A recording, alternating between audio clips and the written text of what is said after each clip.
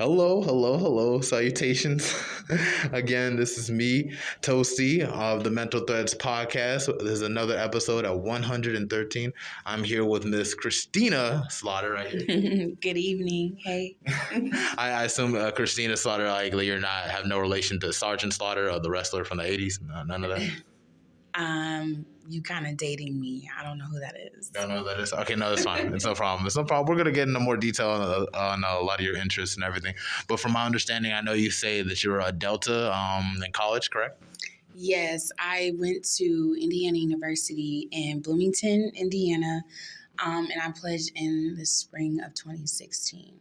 Oh, okay, cool. That's nice. But you're originally from Delaware, from what you told me, yes? Yes, I'm from Dover, Delaware. Every time I tell someone that, they're like, Delaware? Like, they literally try to play it all the time. But yes, that's where I'm from. I moved to Indiana, like, right when I started high school. Oh, okay, that's cool. And so you spent more time in, like, Delaware, most of your life in Delaware, and then, like, some time in Indiana? Yeah, I mean, I'm 28, so at this point, it was kind of, like, split. Like, I moved when I was, like, 13, 14. So, and I was in Indiana until 2020. So, and now you're in Charlotte for some reason. In Charlotte, yeah. What really drew you to come and stay in Charlotte?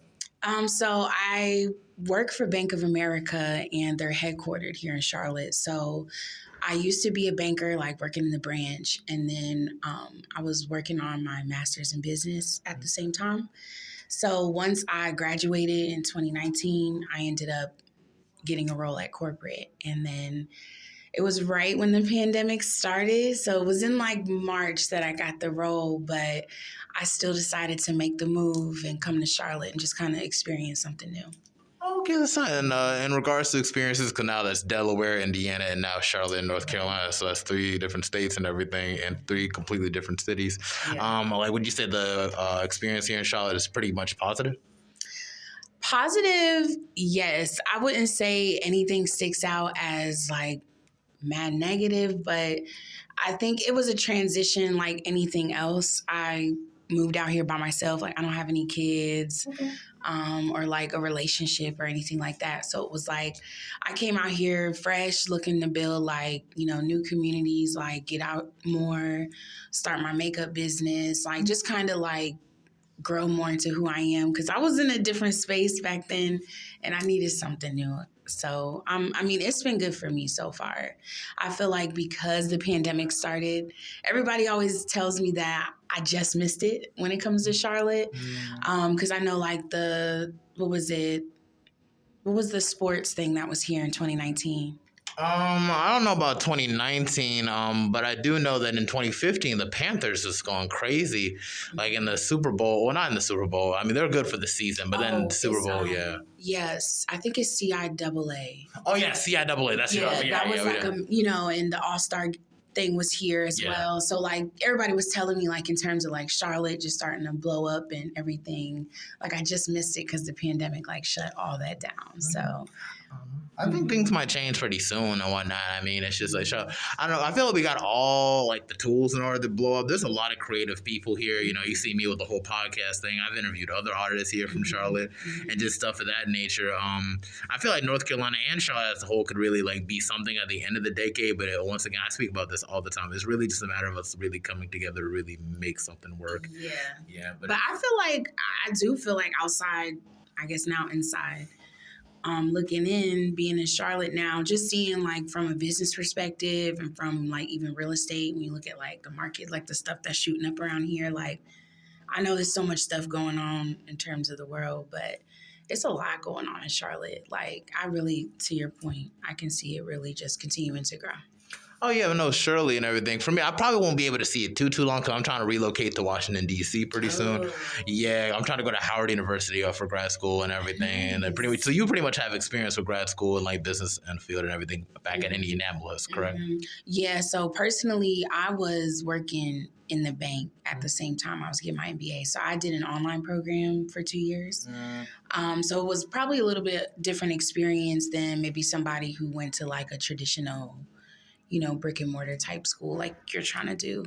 Mm-hmm. But it was definitely a challenge. Like, I think anybody who can persevere through working full time and having to perform and actually meet goals and things like that, and still get home and make that sacrifice every night is like a big deal. So I'm super proud of myself. Yeah, it's definitely a big deal because, college ain't no joke, man. I had friends that just either got kicked out, just dropped out, decided no. Right. And then it's just like, you really think like you're really in the I don't want to say the minority and everything, but literally it's just like, it's really like something that it would take like a whole lot of effort and consistency to actually get one's degree and everything. And with the business school, I felt like it just was more practical for me and everything because I was creative to a certain degree, Right.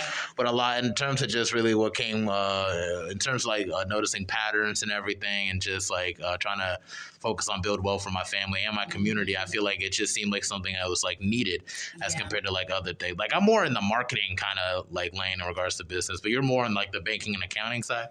Well, before I answer that, I will say you made a good point about like the importance of wanting to go into business and into this field to make a difference for your family and your legacy, or whatever that looks like.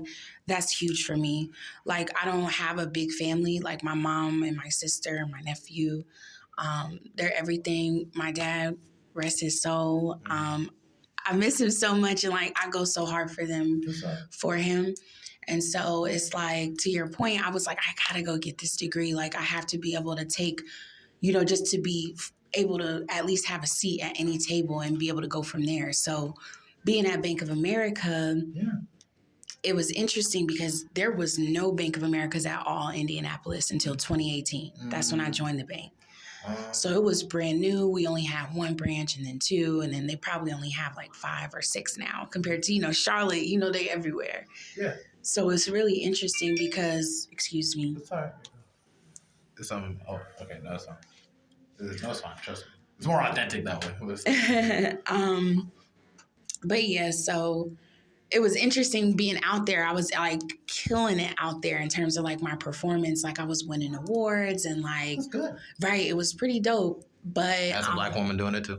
Right. And so one of my really close friends, her name is Gabby. She was already a banker there. Like she was one of the first bankers in India. And like she put me on in terms of, just tapping in, putting in that good word with the hiring manager just to say, hey, like my friend, she's getting her MBA. She's da-da-da-da-da. Like, and so the opportunity presented itself. So it was pretty awesome. Like I was killing it for about 1.5 years, but then it was interesting. So are you familiar with the Urban League Conference? Not necessarily. Or just the National Urban League?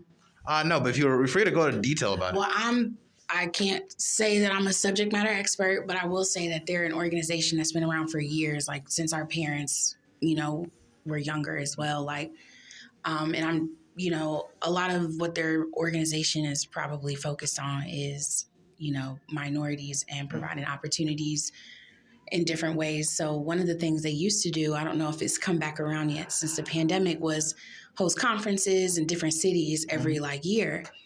So it was in Indianapolis in 2019, and Bank of America is like a national sponsor for them. So they had people from HR that were out there, and we had like a little room where we can reset, recharge, grab some refreshments, what have you. So I was kind of rubbing some shoulders, ended up networking with someone here in Charlotte. Someone in the room overheard me pretty much saying, hey, I'm a couple months away from my MBA. I'm looking for that next step. Here in Indianapolis, there's only banks. There's only the retail side of the bank. Like I know that I'm destined for more, and I still wanted to be with you guys. So they told me about this program that was a strategy and management program for MBA graduates. Within you had to graduate in December of 19 or June of 2020, basically, to be eligible. But as soon as I graduated, I applied. Months later, I ended up getting interviewed and having to really chase after this role too. Like it was definitely a chase, but I got the job. So that's what got me to Charlotte. Yeah, it's wonderful when things go right and everything. That it seems like you're on the right path and stuff of that nature, and to get your MBA. And you're still trying to get your doctorate, or just you're stopping at master's? No, I haven't really put much thought into further education, but I'm all about education. So if that opportunity presents itself, you might just go that direction. But to your point about, it's good when things go right, but it is also good when you're intentional and you have the work ethic behind your goals. Like you're destined to get whatever you manifest. Yeah, no, seriously, you got to set it up brick by brick, man. Keep in mind, you're the 113th episode. I've been doing this since April 2021. I be sleeping on how, like, really, like, how much I've invested into this project as a whole. And it's really not about, like, getting, like, the views, the downloads just yet. Right now, it's just focused about getting the content, hearing from all types of perspectives and stuff of that nature. You know, naturally, I'm an extrovert. So it's just like, you know, things like this is just right up my alley. I don't mind talking to people and everything, connecting with others and everything, although there might be a hurdle here and there and everything with the pandemic. So you just got to kind of go recollect in society, kind of get used to that, and then just all types of things. And regardless, it's just like you got to really use your gifts for you and things that come naturally for you. And I feel like business, it really just, the great thing I love about business is that literally you can go anywhere.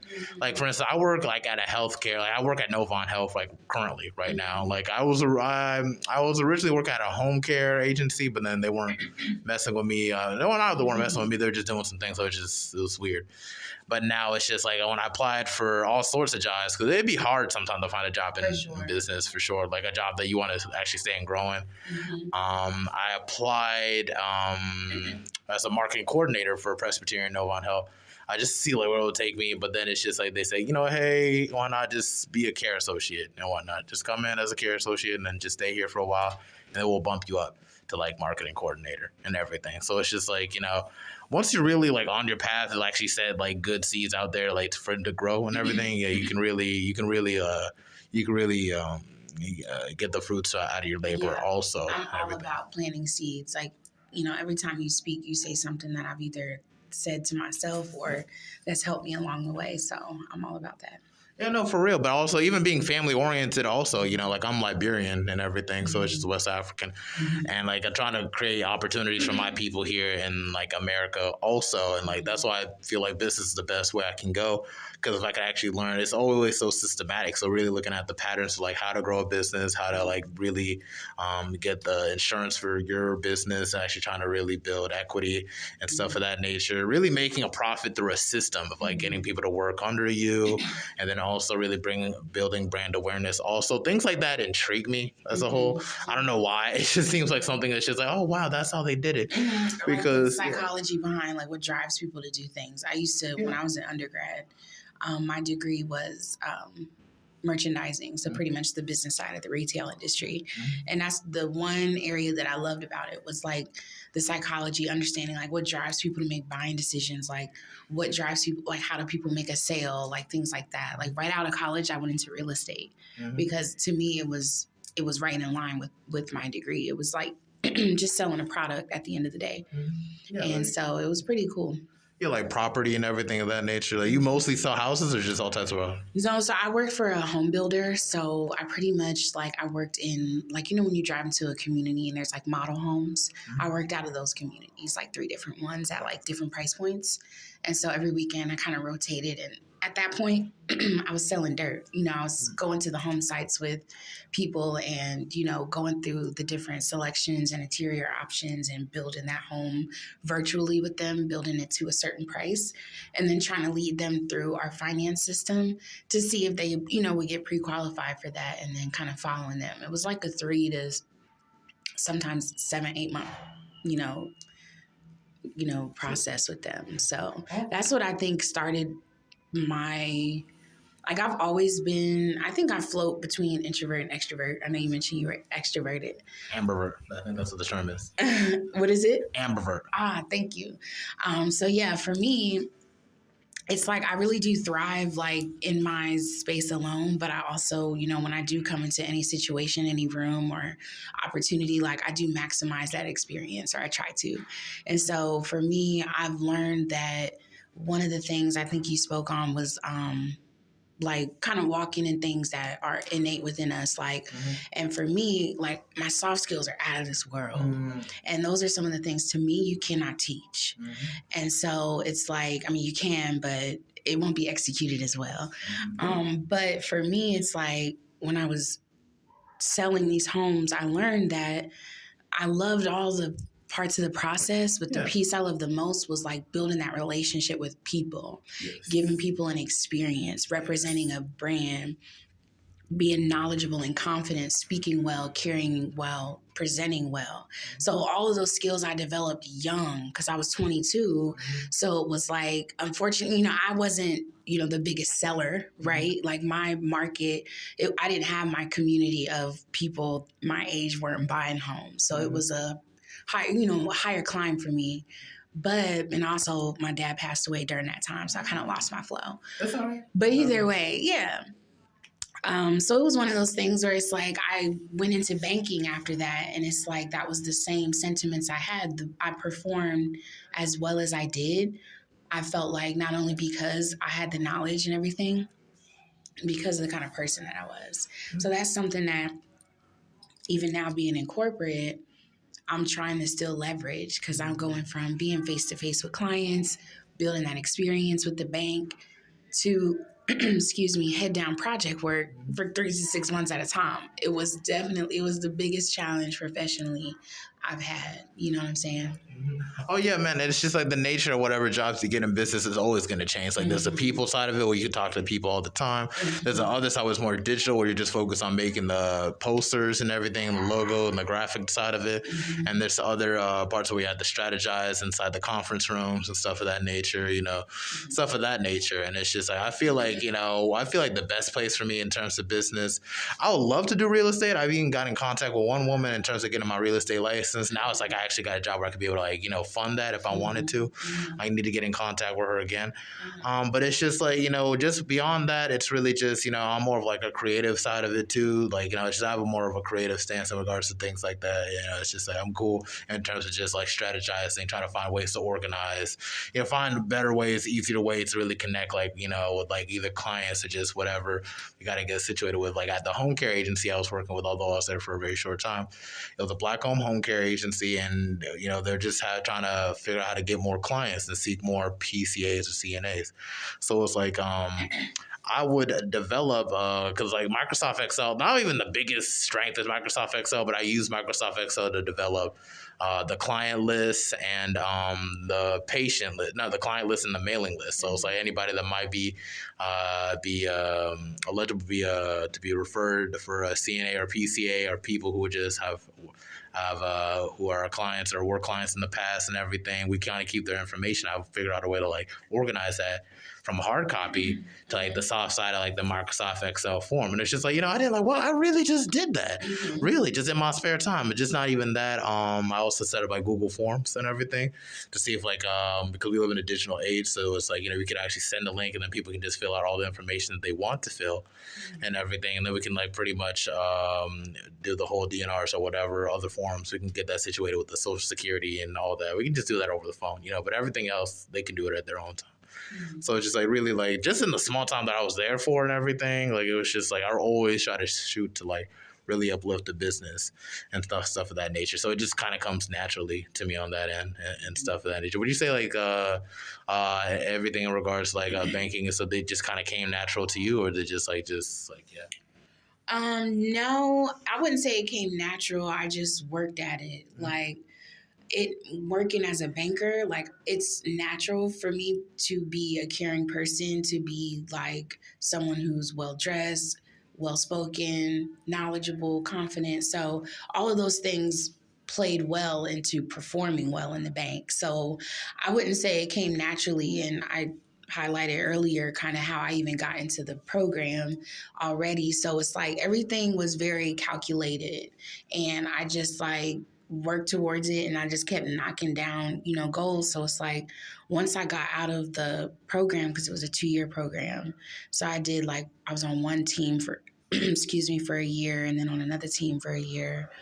And so I placed out of the program. So now I work in financial crimes, basically, is the space that I work in. But I work in, compliance and risk, and I work with training, content, and design.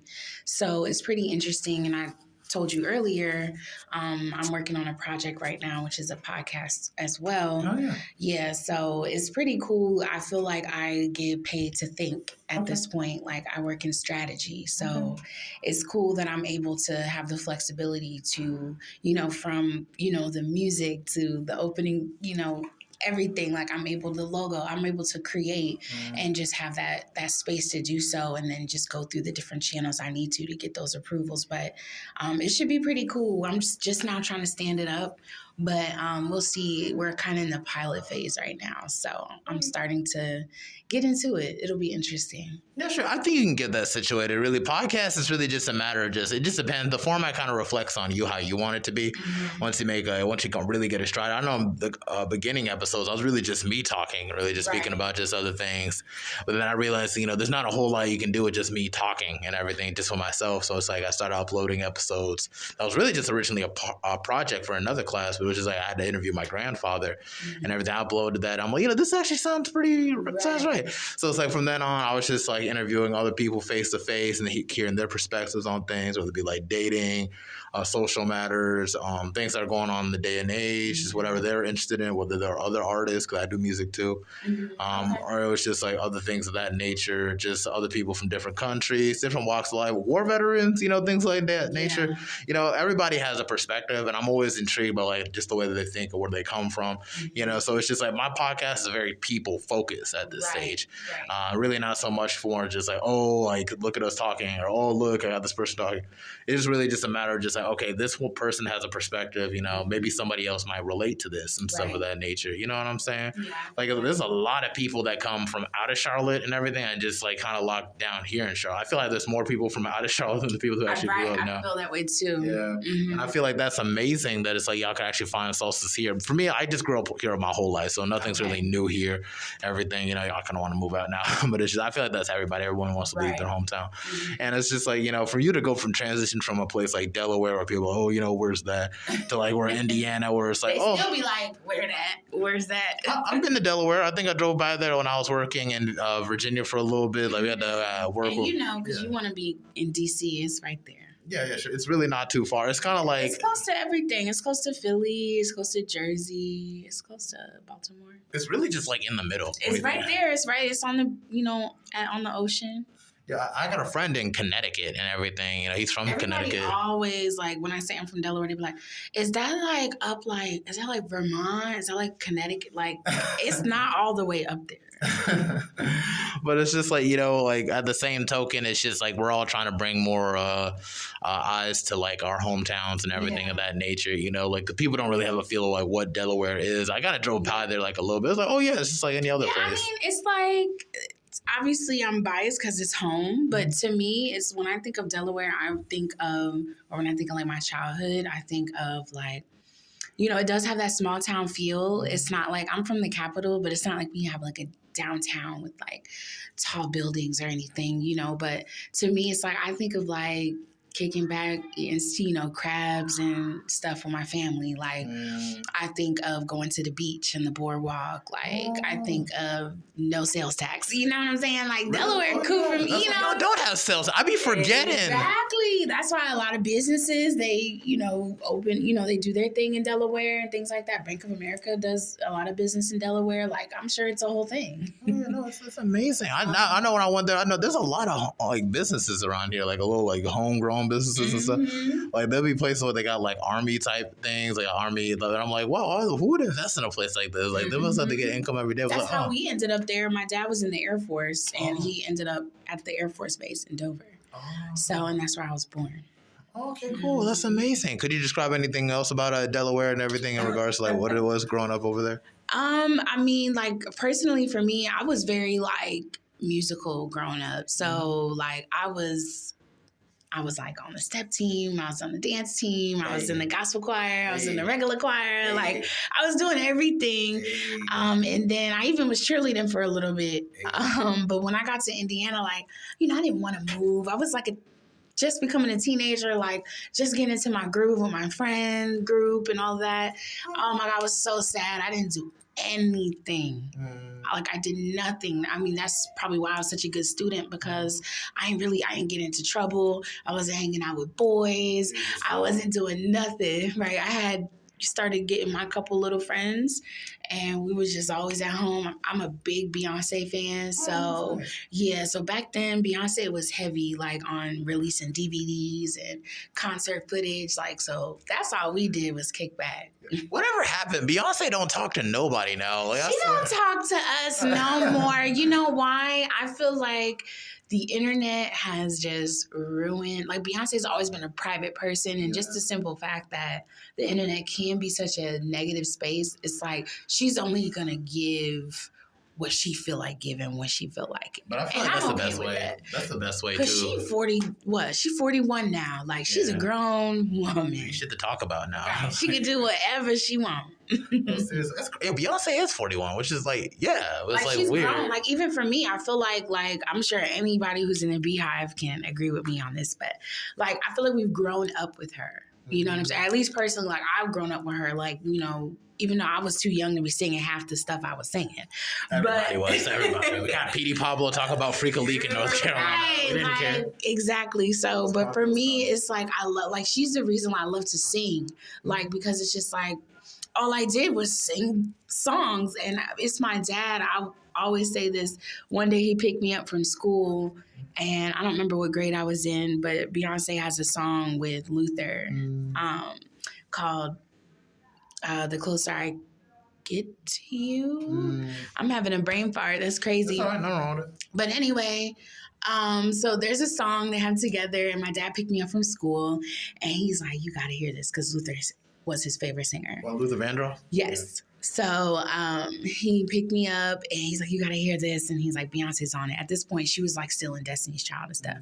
And so, you know, I just remember my dad just jamming out and I'm like, my dad loves Beyonce. I love Beyonce. And the rest is history after that. It'd be like that. Your parents can really influence like your music taste to a certain degree. Like my mom used to hate that I would like rap and everything growing up, but like it was really originally her and her side of the family that put me on the rap. Like my mom's favorite song was "One More Chance" by Biggie Smalls and North B.I.G. So I was like that song's a vibe. You know, like that was like a lullaby to me because I was a kid. So it's just like it would come on the radio sometimes. So even now, and it's like. Yeah, there's like a calming feeling. I mean, like, I was loving to sleep. It's just like, wow. It's like, this is a calming feel. But that was like one of her favorite songs. Cause like my mom was like from like literally, she came here in the 90s, like mid 90s. From Liberia. Okay. So it's like way fresh out of like a civil war and everything. So it's like, it was like a whole, so really just redeciding in society and everything, working at Burger King, stuff like that, you know, going to parties from time to time was her thing, but it was just like, you know, but when the Biggie Small stuff was coming on and everything, you know, it was all good stuff, man. It was just a good time to her. So it's just like that kind of influence in like my music taste, because she loves New York rappers from the Busta Rhymes and everything. So it's a Busta Rhymes. What was her favorite? 50 Cent, Busta Rhymes, Notorious B.I.G. Remember when that 50 Cent album came out? Yeah, Rich or Die Trying. Yeah, it's like, why were we that young and going in on those songs? He was going in, dude. He was going in, and like I was loving every song. He was bullying the game with that song. That whole album was crazy. It was nothing but gunshots on every song, though. Not nothing. Dude was really talking some real stuff, man. He was talking about betrayal. He was talking about just moving forward. It was just like the whole attitude. I don't know. It's just like 50 Cent and like Did DMX. he have many albums after that, though? He had The Massacre. He had Animal Ambition. He had what was one thing? Before I Self-Destruct. There are other albums he had, but mostly Get Rich or Die Trying and The Massacre, or the Massacre. That's where the Candy Shop song came from. Okay. Yeah, and it's just like you know. He was hot for a little while. I remember that. Yeah, and during like the whole G-Unit stuff too with the mixtape, he was really doing his thing with that also, man. Like 50 was like was crazy. People like I don't think people realize. I feel like people know, but they don't realize like how crazy. I mean, it's clouded by his personality. I feel like now. Yeah, no, right now he's beefing with his son and everything. Yeah, like it's like, and just the way that he just speaks on, like, you know, on social media and on everybody, you know, it can just leave bad taste in people's mouth and be like, oh, I forgot that you was even cool at some point.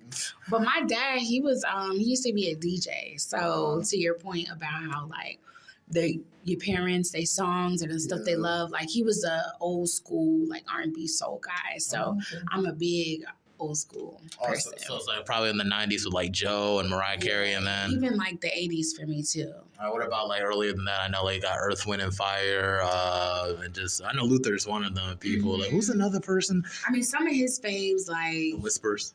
Right, like he like some of his faves are like, I grew up on like, like Tina Marie, like he like obviously Luther, Jeffrey Osborne, like he likes a lot of like good, I think what's her name? Cheryl. I forgot her name. But it's a lot of like those classic old school. Was he an Al Green kind of guy?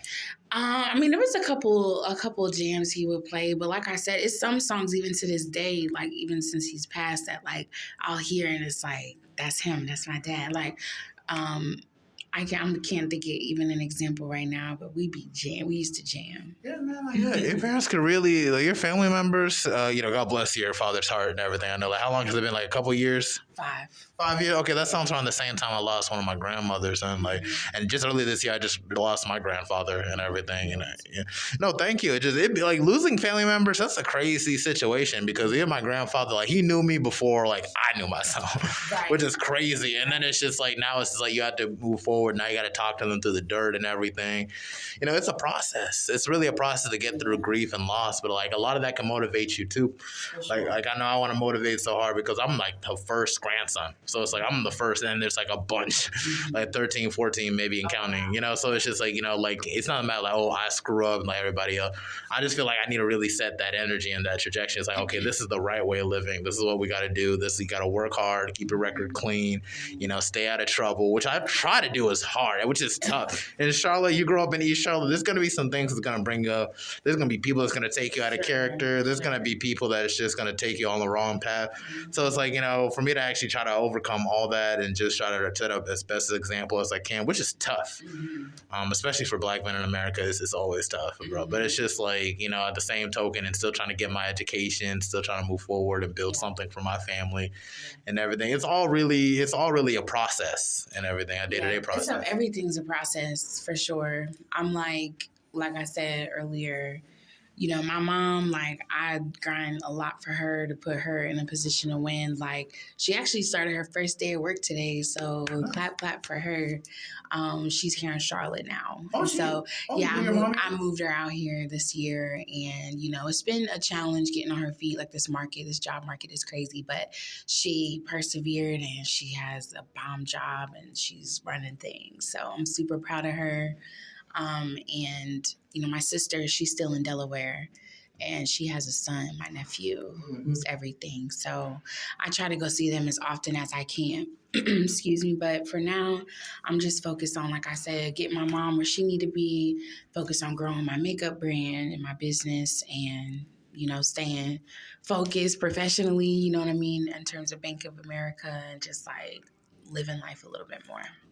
All right, cool. And it's just like you think about like moving your sister and her son down here to Charlotte also. Like, they would love to. She would love to be here. My nephew's only 7, so the sooner they get here, so he can establish himself in his new community and everything. But he just started first grade, so it's one of those things where only time will tell. But she wants to be here. I want her to be here. So I know, Lord willing, like anything that I say I want to happen, I can make it happen. Yeah, I'm sure. For sure, you can really get that situated too, man. It's just like it could work out for sure. Now that my mom is, doing her thing, we'll be able to, just as a family, keep moving forward. I've been in survival mode for so long, so I can tell that I'm about to be able to kick my feet up a little bit. Oh, yeah, sure. You can really get that situated for sure. I mean, really, finding a job out here is kind of tough, though. It really, really is tough. Like literally in D.C., I was going to move to D.C., but there was something that happened that had me to stay in Charlotte a little bit longer and everything. Mm-hmm. Like, dude, it's like I had like 3 jobs set up for me before I even before I even moved there and everything. But then like something happened and I had to stay in Charlotte a little bit longer, which means I had to find another job here just like in between. But finding a job in a city you don't want to stay at is so tough, bro. Yeah. Because it's like, somebody else might get there before you, and then they might get to somebody else for you, and then it's just like, you might not want to stay at that job any longer due to something, and then you got to find another job. Mm-hmm. Finding a place that you can really stick at is really, really tough. That's why I try to say, thank God I actually got another job now, that which I could probably grow in for the time being. Maybe I could save my bread up until then, and then I got another part-time job I can work with and stuff. Mm-hmm. It's just like, so like, praise be to God on that end, because it took a time. But it's just like, yeah, man, it's just, I know it's like, we spoke a whole lot about Delaware. It's like, let's talk more about your experiences in Indiana. I know you were kind of kept to yourself for a while, correct? I wouldn't say kept to myself, but like I went to high school and then I ended up going to Indiana University. That's really where I started to meet my like community. I still have close friends from high school though, even to this day. Like I got one coming to town this weekend actually. And one that moved to Charlotte last year. So it's one of those things where like, I have a few, but for the most part, like I really didn't come into myself until like I was in college, obviously, and started getting older and into my 20s and things like that. And then after I pledged and graduated, I moved back to Indianapolis. And then that's when I started real estate and everything like that. So it felt like I was moving to a new city because I've never been an adult in Indianapolis. So it was like having to get, into the scene and move around a little bit and just kind of, as my friends started to graduate, moved to Indy and like, we were growing and learning. So it was interesting out there, but it was definitely a struggle though. Yeah, moving to another city, like in any capacity, dude, like that's really like some go type stuff right there, because it's like really like it takes a whole lot of like really self-awareness, understanding the community, really understand what you're getting into. Like, because for DC, like like my dad lives in like Northern Virginia, so it's just like I'll be most staying in that area around with him and everything before really getting on my own feet and stuff of that nature. So it's just really just before then I'm gonna have to save up money to get some furniture, stuff like that. Really live life, maybe travel a little bit before I even relocate there. But the main reason why I want to go, like I said, was really just to go to grad school. So it's just like, at the same time, like, get a feel for the city. I'd be in and out from time to time. Keep out of Southside DC because that's where the murder rate goes. Yeah, but it's just like, but at the same time, it's just something inside me kind of thinks like, okay, you belong here. You need to be here for a little bit. I don't know what it is, but whatever that is, don't ignore that for sure. That's the same thing. I mean, my first time in Charlotte was a month before I moved here. Like me and my mom flew out here just to look at apartments. So it was one of those things where like I knew deep down, like regardless, I knew the pandemic was coming and I wouldn't have to go into the office anytime soon. But of course, at that time, I didn't think. I just now started going to the office like last month. So it's been about over 2 years that I was working from home. So it's like, for me, I wasn't returning to work. I was going to work. It felt like the first day of school. Like it was a totally new experience. But even on my first day back, when I kind of stepped outside at the end of my day, and just, it was a beautiful day. I just kind of like took it in, like just had let the air kind of blow past me. And I was just like, I'm exactly where like you need to be. Yeah, not only where I need to be, but I'm exactly where like I said what I wanted to be. Like in this moment, despite whatever I was up against at the time personally or what have you, it was like I'm here in Charlotte in my office, you know what I'm saying? Like in the corporate building of Bank of America, like I navigated here, and actually tomorrow I'm celebrating 4 years at the bank. Like it's such a short amount of time. So it's like, I'm ready to really like, I don't want to say just chill, but I'm really ready to, like you said earlier, like feel the fruits of my labor finally. Yeah, no, seriously, that's a wonderful thing, man. I don't know where this podcast thing might take me and everything, but I want to be sure to put the work in, because not many people can reach past 100 episodes and still keep going and set up goals for themselves. And I was like, after you, it'll be 37 episodes until I reach 50. I don't know how I'm going to get to squeeze that into like 2-3 months, because it's a process of trying to meet up with people, trying to find the time and everything.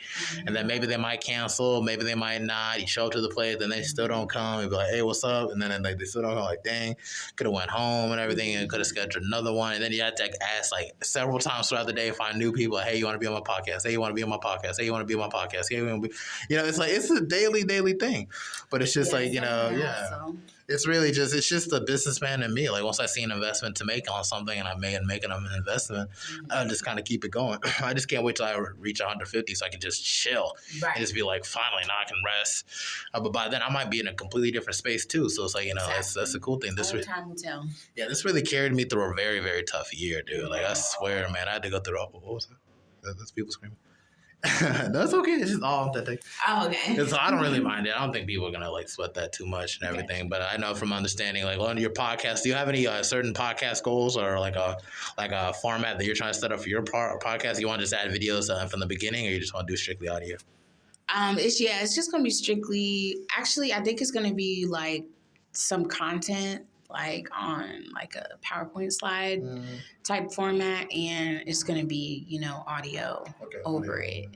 So pretty much depending on whatever the subject is, I'm pretty much going to connect with whatever subject matter expert I choose and kind of have that conversation. It's just interesting how it came about. I was doing something completely different from my job. I was hosting or facilitating a monthly call for like 400 investigators for the bank. And someone reached out to my manager and said, hey, I have an idea for her, just based on how I presented myself and just the way that I communicated and things like that. He was like, I feel like, you're the perfect person to have those candid conversations with, these subject matter experts to find out all the things that someone new to our team or our role or this department, like, they would want to know.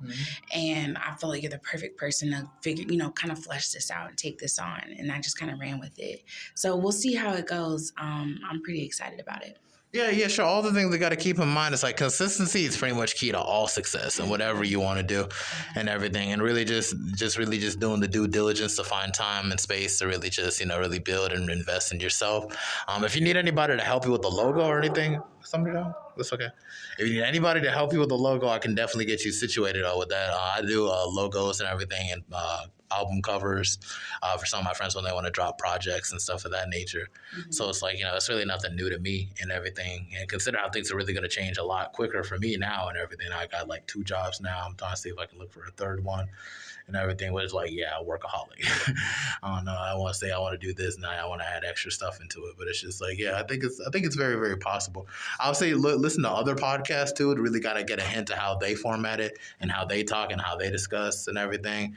And then just kind of, I'm not trying to say mimic it, but just kind of take like how you can be able to like kind of enmesh your personality with that and how it works, like immersing your personality with that format too. Because like Joe Rogan, like was like I don't want to say Joe Rogan is what pushed me into podcast, but he's one of like the main people I kind of bounced off of in terms of like like really on how to talk to people. He could literally talk to anybody.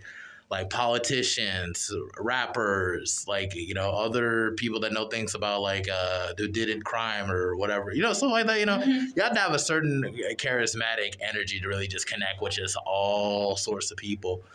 And I feel like, at the same time, it's just a humane thing. That at the same time, we're all just people from all sorts of walks of life. We have experiences. And when you actually speak to others and everything and talk to others and connect with others, you get a feel from like their past and stuff of that nature. So it's like, there's other people that also might be able to connect with that too. So it's like, I think that's really, really cool. That's like, that beyond the whole business thing and you working for Bank America and then you want to do a podcast. So I understand you also got like a makeup business that you're doing too? Yeah, I just started this year. I'm still kind of, in the phase where I'm still building my skills, still building my products, my kit, you know what I mean? Still just growing word of mouth. I'm fortunate that, I'm able to just kind of go out and about and just be my own walking advertisement. So like I went to go check the mail and I get a client, or I'll go, get some food and get a client. So order DoorDash, get a client. So it's one of those things where it's like, good. So, and then on top of that, obviously, people continue to book. I have a client who's booked me for headshots and maternity shoots and birthday, and so I just know, like, I'm just fortunate that I feel like anything that I put the work behind is just gonna flourish because of just the kind of person that I am. Like, and I love making people feel amazing. Of course, in this space, women, I love making them look and feel amazing. So it's like, and luckily, I just feel like I have a natural talent to just like, I like things to be aesthetically pleasing. So when it comes to makeup, I feel like I can apply that to anything. If I wanted to go into just eyebrows, if I wanted to go into lashes, if I wanted to go into interior decorating, like I think anything that I want to do, I'll be able to do. And I'm so grateful for that. Yeah, you can definitely get that situated. I mean, like I know outside of the whole podcast business, I definitely want to get into like merchandise, dropping merch. Once like the Mental Threads podcast really blows up, maybe put on some cups, some shirts, things of that nature, and everything. I just feel like that's just kind of cool that you're even like starting your own business. Do you have an Instagram by any chance that you got to set up at? Yeah, so my makeup page is called the Tina Touch, Tina. That's cool. Yes. Alliteration. So I came up with it like even before I went into makeup, like my friends, they would always like when it came to even hair, sometimes I would style hair or makeup. I would never do like a full face like I do today, but whether it was just a highlight or a lip or eyebrows. So I used to jokingly say like everybody always wants the Tina Touch. Like what's up? Everybody's always calling me. So when it came time to think, put a name on this, I said, I'm gonna call it the Tina Touch. Okay, no, that's really, really cool, man. Tina, yeah, because the alliteration that's also nice and everything. I feel like you should really lock in with Trey. I know Trey in the group chat. You know Trey in the group chat, right? Yeah, I did a podcast episode with him too. Like, if you kind of scroll through it, so Trey Rose, that was his episode. But it's just like seriously, like he does other side hustles also too, like from home. He's definitely he does a lot. Hustler. I know he's like a realtor. He just had an event this past weekend. Yeah, Charlotte Sparks. Yeah, that was pretty dope. Yeah, I was supposed to go to that one to see if I can find more people to interview and everything. But so I just followed everybody on social media. It's like maybe I just hit them up when I get my downtime. But it's like, yeah, man, Trey's really like, that's somebody like, like I'm glad that I met and everything. Although I haven't spoken to him in a minute and everything. So with the whole Charlotte Sparks in this situation and everything, like it's good to know people who really work hard and everything. Not just network wise, but just have a mindset where it's like all they do is like work hard and everything. They find other ways to bring income and everything. If you really want to like really make it in this world at this stage, especially without things change and trends change, like we're far away from like the times where we can just go to high school, get a diploma and start a business and they're set for like a decade, 2 decades. Now it's like you gotta get certain like degrees and like master's degrees, and even then it's like it's nothing still guaranteed after that. So to know that he also came out of town and settled here, I said, was it Detroit he was from or Texas? I don't know. It was one of those places. He was from somewhere, but he settled here in Charlotte and still like he became a realtor, still like rents out his car on Toro and everything like that. He has a vending machine business too, and like, dang, no, I want to get into it to watch videos. I'm like, wow, people make a lot of money off this. It's dope. I have a friend that does that too. I need to get into that very, very soon because like people love to eat some snacks. I can't wait to start being able to invest a little bit more. Yeah, most definitely. I think you can really get that situated. But in regards to like, outside, like, not outside, but definitely in the workplace, because as a Black woman, it is tough for like, within the workplace, like nowadays and stuff. Have you ever had to face any forms of like discrimination and everything, or just something that's just kind of like tacky, how people react to you or something like that, or just, anything of that nature, everything about in the workplace? Just in general, in like workplace, school, anything.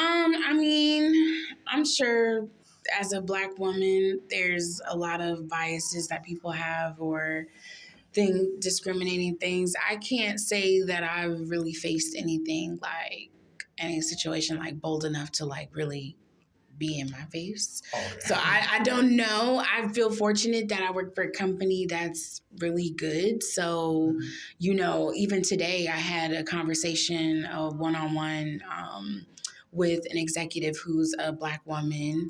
And she is, almost at the highest space you can be in our company. And even after we had our initial conversation and I got to meet her face to face, like she even knew about the work I was doing before I was able to say anything. So it was one of those things where like, I'm in a space where my work precedes me. That's and good. On top of that, I was able to meet her and we even carried it afterwards and grabbed some lunch together. So it was a good experience for me. Like you said, it's great to network. It's great to, like, for me, I'm just glad to finally be around some teammates again and be in the, in person again. Because I worked in the branch during the pandemic. So I'm used to like having to still be productive throughout this time and like, work with my teammates and all of that. So I'm glad to kind of get back into the swing. Okay, that's nice. And it's just like, in regards to banking as a whole and how it can pretty much help African Americans in general, I also have a vision to really start some credit unions and everything to maybe help people like I'm not trying to say of a low side of town or whatever, but just kind of help African Americans, especially, or people of a low income to kind of help build the credit and stuff of that nature. Like, would you really consider starting like your own bank or credit union yourself? No way. No way. Not really. I don't think I would want to actually go into banking. This banking is very complex, and working for a bank at this scale, I can't imagine what it would be like having to run my own. I'm good on that one. You got it. You feel like it's too competitive and whatnot? I mean, of course, there's competition. I mean, it's hard to compare a credit union to a bank like Bank of America because they're just two different types of banks. Yeah. But in terms of like your mission and your goal to like, uplift and educate and, develop like low income, communities. This is at least the credit, because that's what credit can take you a long way. Well, that's what I'm saying. I don't think you need to open a credit union in order to execute that. So that's why I'm like, I'm all about working like smarter, not harder. So I'm like, I would never go because if I was gonna open a business, it was gonna be something that was gonna bring in some rent profit. Maybe like I a don't think salon. I would. Right. Like, I mean, when I was younger, I used to, even before I thought about doing makeup, I used to want to be like a hairstylist. So I used to think about owning my own like full service type of salon. So who knows like what the future holds? I might invest in one. I mean, there's like franchises called like the dry bar, blow dry bar, whatever it's called. Like there's plenty of people who like are franchisees of these places. So I can still own and I already have a lot of the tools, but that comes with a lot to be a franchisee. So Oh no, I bet. But that's something that I just kind of slipped up. But that's something that's like on my, mood board is I want to be a franchisee one day soon. Oh, you have like a vision board yourself? In my head. Oh, in your head. But, when I think of the things that, like I said, now that I'm getting into a space where, my mom is here in Charlotte and we're able to start, moving forward financially and things, like I'm about to be able to start investing in myself and in my ideas. And I have so many random things in my head, but it's always been a matter of, I've never been in alignment with being able to actually put some resources behind it. But when I do, I know that like the opportunity is going to be endless for me. Oh no, definitely. You definitely have a mindset that's really gonna carry you like for like a while and everything. I know like being in your like your late 20s and then starting over like a whole nother city, especially after the pandemic and everything. Like you're not hearing it from anybody. You're hearing it from me. Like you're the GOAT from what I'm hearing. It's just like I'm not trying to boost somebody else because it's like that's really because people really don't realize in your 20s this is like the most ghetto era ever. Yeah, it's so ghetto. It's always something going on and everything. Always something. Yes. Like transitioning into adulthood is a lot tougher now because like they had a time where like the gas prices was lower, rent was lower, and everything. Transitioning from like college, high school, everything, it was a little bit smoother for a lot of our elderly folk and everything. The past generations now it's like we got to really think like 10 steps ahead, do multiple things, side incomes, and everything. You really got to work overtime when you think about it if you really want to get to a certain spot twice as hard. So no matter you can really get that situated and work in corporate too, which is something like I dream of doing one day. Hopefully God please do it. But it's like it's just stuff of that nature. So that's especially for Bank of America, that's definitely nothing to sleep on for sure. Right. That's the exact conversation that I had with the executive today was like I'm exactly like I told you like where like sometimes I have to step outside of like what I have going on and just outside of myself and say like, you're really her. Like you're doing, like despite everything going on, like you're doing such a great job and like give myself the grace that I deserve to say, hey, like you're killing the game right now. So yes, the game. I appreciate that. Yes, you're the Michael Myers of the game right now. You haven't really checked the whole new Halloween movie, correct? Not yet. I was supposed to watch it on Friday. Is it like streaming somewhere? Or? I think it might be because like nowadays movies could be in theaters and streaming at home because people are just lazy now. I was gonna go to that drive-in that's like 30, 40 minutes away on Friday, but once I saw how far it was, I just wasn't in the mood no more. But they were streaming it over there. And so I was going to go there, but then I've been seeing people watching it on their TVs. So I've been meaning to swipe up and be like, where's it streaming at? and just catch it. Yeah, no, seriously, but I don't know. It's just like because all the Halloween movies end the same. Like he dies and then he comes back. Right. And I'm like, I ain't gonna hold you. I'm not a big like Horror movie type of. right. Like I'm not, I mean, if somebody's watching it, wants to watch it and I'm like, we're together, sure. But like I'm not about to watch it on my own. So I didn't grow up like watching Chucky's, all the Chucky movies and stuff or like Yeah, the movies used to scare me growing up. But I would still be interested at the same time. Like that. Like I was with a group of people, yeah, sure. right. I was watching by myself, bro. I was seeing that all like I'm the not time. gonna be engaged. I got like ADHD too, so it's just like, at the same time, it's like the moment you think about something scary, that stuff stick with you for like a while. Like you think like people trying to chase behind you, like in a dark room, be running straight to your bedroom, like, oh snap, can't be here too long, man, before someone come and snatch or stab me in my leg. Yeah, no. Be like, none of that ever happens, but it's like it's still gonna stay in your mind that it could happen. But it's like maybe it's like the Delta in you. Maybe that's what's scaring you like to all these different levels. And you know what's that's so crazy that you said that because I believe this to my core. If it was not for Delta, I would not have this level of perseverance, this level of confidence, this level of just being able to think on my toes, being able to pivot, being able to pick up and go. You know what I mean? Like, regardless of what situation I'm in, I have to persevere. I have to figure it out. You have to execute. You have to do it well. You have to do it gracefully. When you think of like a duck, you know how they're paddling for their lives underneath the water, but they're gracefully just grazing across the water above surface. Like that's the mindset that I always have. I'm like a duck. You know what I mean? It's like, and those are the concepts that like I learned over time that just kind of developed me into like who I am. So I say this all the time. My mom says it too. She's not a Delta, but she loves, she was there every step of the way, like seeing, me before, during, and after, if you will. So it was one of those things where it's like she mentions all the time that because my mom has a lot that she's gone through and that we've worked through together. And I don't think if it wasn't for Delta instilling some of these things in me, of course, I am who I am innately, but some of the skills that I developed through that, process and over the last, 6 years that I've been at Delta, like it's been crazy. Yeah, no, seriously, man. One of my biggest regrets out of college is not joining a fraternity, man. I would have definitely joined the Sigmas if I really had the time and really join up with them, man. I feel that really could have helped me out with some opportunities. Do you feel like Delta kind of like maybe you knew some Delta members outside of college? Because that could really help. Like sometimes like they had the same fraternity and they might hook you up with a job or everything. You ever had a situation like similar to that? Like maybe not like privilege, but like just a little helping hand from any form of Delta or anything.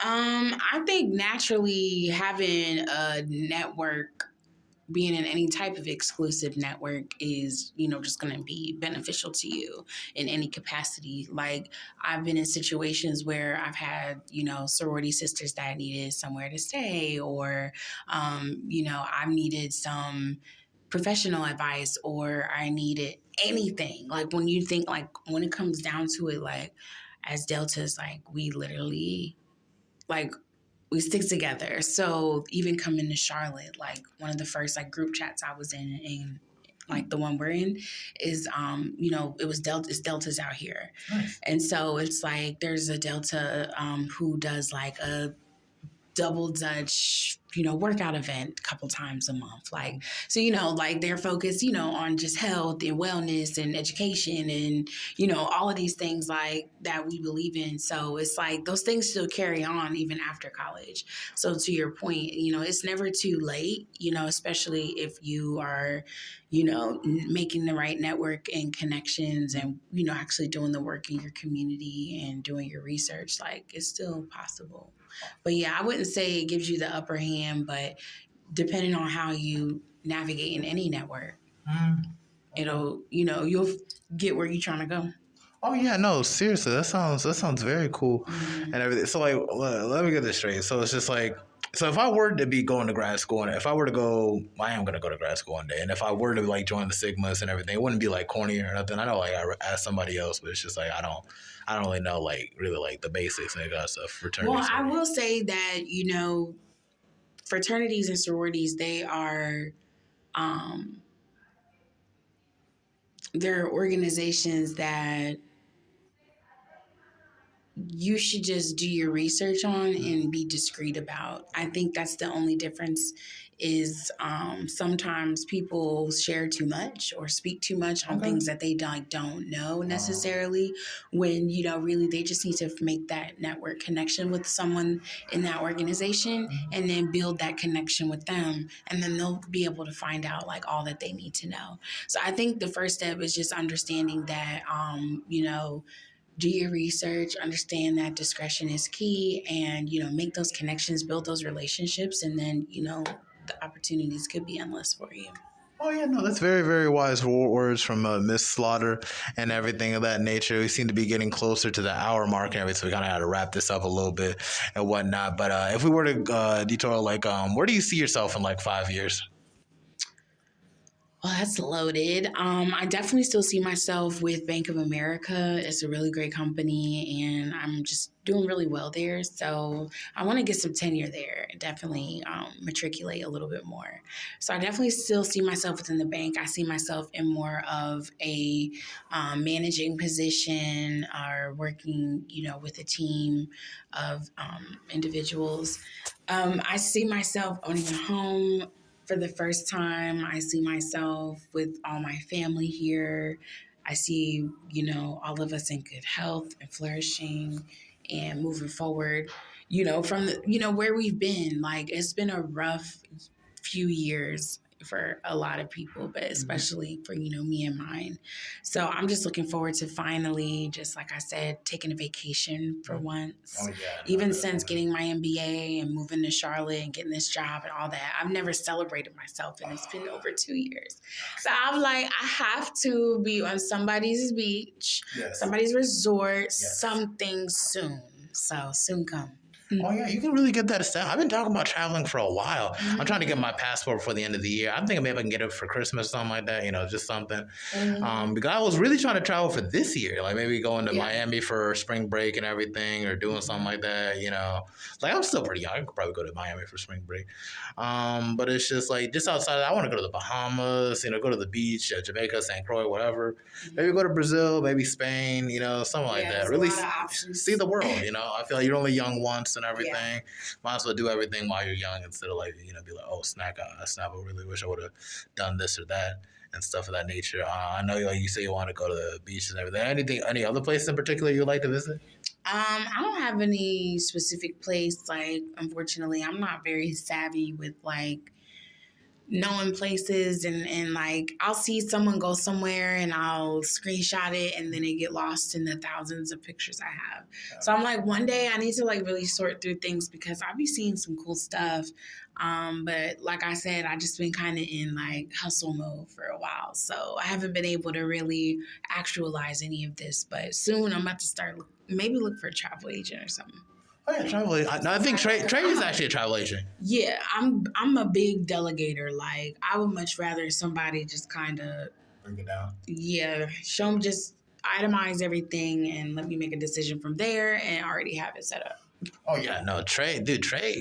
That's good. I just remembered he was a travel agent too. So it's just like, so I guess we got the connects in the group chat. Right. Is there any other connection you made in the group chat that's been kind of helpful for you? I've had some makeup clients from that group chat. There's like a girl who, like, I did her makeup, and then like the next day she booked me again, and her sister booked me that same night. So it's like, even to this day, we try to still hang out and build that personal friendship. So it's cool to, like I said, I plant some seeds in there, and then months later someone may hit me up and say, hey, are you free? But yeah, I don't really, engage too much in, hanging out with like a lot of people. Like I said, I just kind of been in hustle mode, but I try to still like hang out, play spades, whatever, when I can. Oh yeah, no, definitely. I'm sure you'll find more groups that like playing space too. I know that's like another frustrating thing about Charlotte, but I'm sure everybody finds like their soul tribe somehow. I found mine in college with the whole, and I find mine like through a higher consciousness group chat, and like now I think I'm making a little bit of traction in the 24 and plus. I know a lot of y'all been helping me with this whole podcast thing, like hopping on as a guest and everything. And I don't know y'all from nowhere, so y'all would like take time out of your day. Time is very expensive, so for y'all to really take time to really hop on, like I really do appreciate it, Miss Slaughter. But That's it for the Mental Threats podcast. Do you have anything else you want to say before we go off? No, I'm good. Okay. Any final wise words? We got a whole lot of gems and everything. I mean, why not? Yeah, no, I appreciate you having me, and I look forward to you reaching your goals too. Oh, yes, wonderful. Likewise, also, I hope you do well with the podcast thing, and I hope you do well with the whole banking thing. I hope your family, you can move your whole family to Charlotte and enjoy your time here. That's the goal. I appreciate that. We'll pray on it. We'll pray on prosperity. Yes, all right. But that's it for the Mental Threats podcast, episode 113. We sewing in and now we're sewing out.